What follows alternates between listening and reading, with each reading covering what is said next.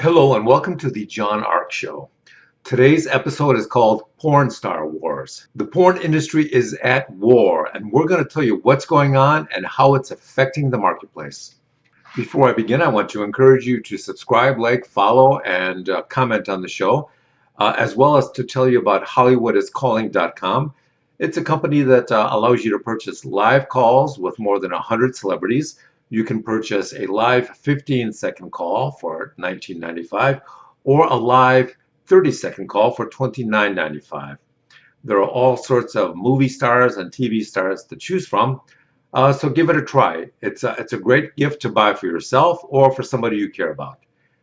HollywoodIsCalling.com. Now let's get started. The porn industry is involved in a multi-front battle for its very survival.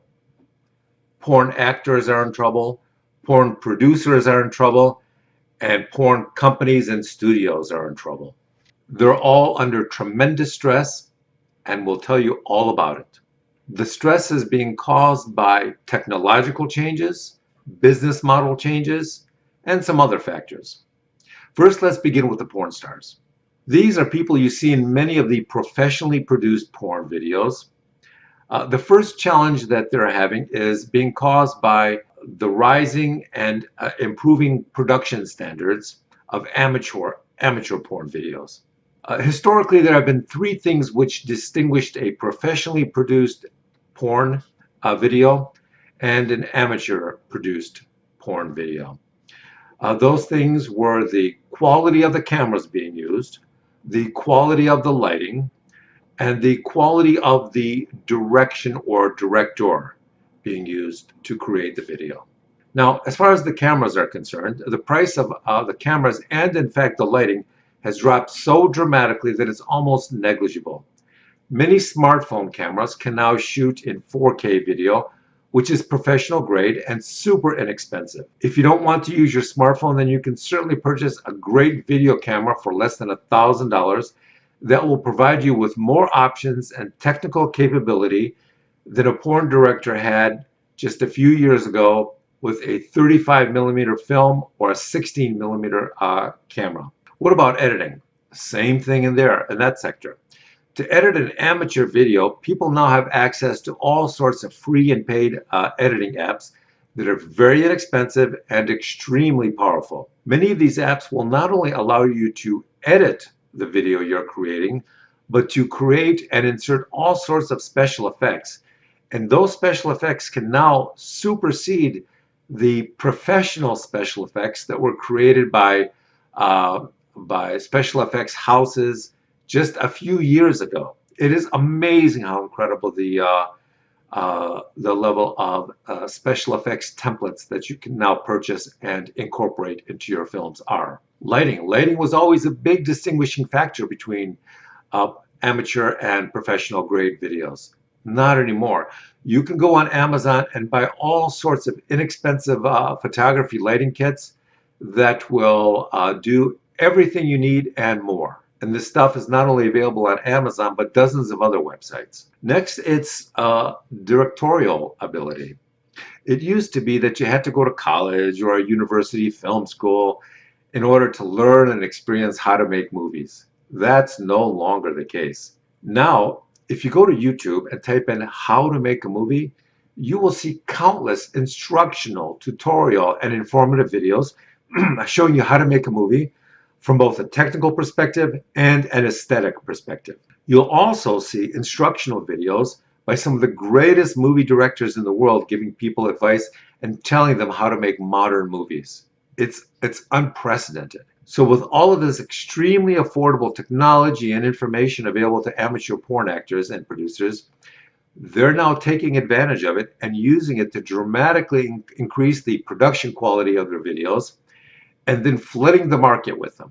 Since it's so difficult to make money in the porn industry, porn actors are now doing something else with it, with their videos. They're using their amateur adult videos to elevate their media profiles and their social media profiles so that they can increase their social media following and the number of fans they have so that they can in turn sell more products and services directly to them. They're selling everything from clothing, t-shirts, shoes, perfume, And of course, special appearances, which will allow the porn stars to equal or exceed the money they used to make by appearing in the porn movies themselves. They're also starting other non-related businesses and using their porn fame to help open the doors for them to new clients.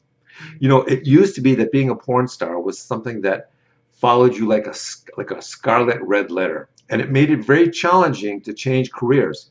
Uh, that's no longer the case, as the current wave of politically correct non-judgmentalism has made people very reluctant to judge others because of their past or their careers. Another thing that porn stars are doing is they're employing something known as liquid identities. They do this by changing their screen name or their professional name from project to project, or from industry to industry, or from profession to profession. Never using their real names on screen or social media allows them to rebrand themselves on a regular basis and to shed their previous personas whenever it's convenient for them to do so. Now, the next major issue is being created by deepfake competition. The latest version of deepfake technology allows anyone to alter an existing video and put the head or face of another actor. They can change the voice of the person appearing in the original video.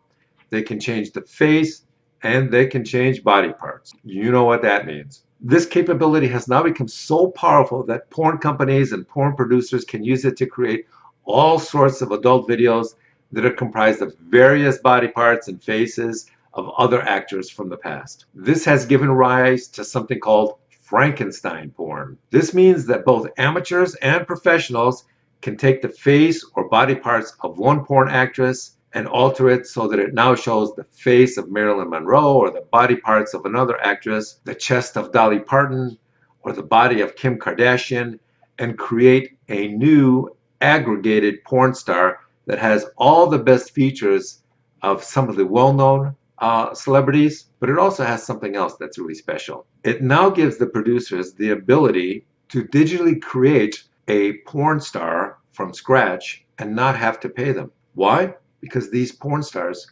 only exist in the digital realm. So all of this has given rise to a tremendous new battle between the professional porn producers and the amateur porn makers, because they both have access to essentially and approximately the same level of technology, skill, and capability. You also have a tremendous rise in self-marketing and social media self-marketing. This means that many porn stars now have the ability to do everything for themselves that they used to need a professional porn company or distributor to do for them. The only difference is that now, instead of their studio or distributor ripping them off, their money now flows directly into their pockets, because there is no middle person to rip them off along the supply chain.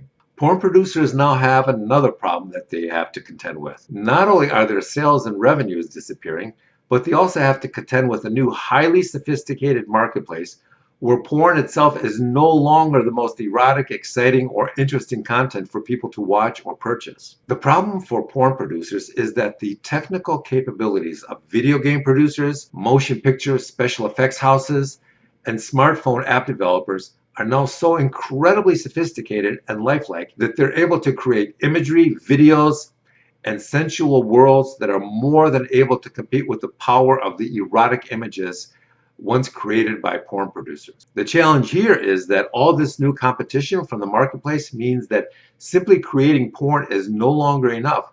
When your competition can create a porno featuring 50 Marilyn Monroe lookalikes laying on the floor, all having an orgy, with a 25-year-old version of the digitally de-aged version of the 50-year-old who's watching the video. Think about that for a second. What if you could watch porn movies which took your digital image and inserted you into the actual video you were watching with countless porn stars? And instead of watching the current 50-year-old version of you, bald, pot-bellied, and tired looking, what if that same software could digitally de-age you and give you back your 50-year-old body and face and make you look more aesthetically pleasing? And think about this next. What if that same software, that same video technology, then gave you the option of putting your porn video out on the open market? Remember, that's the video featuring the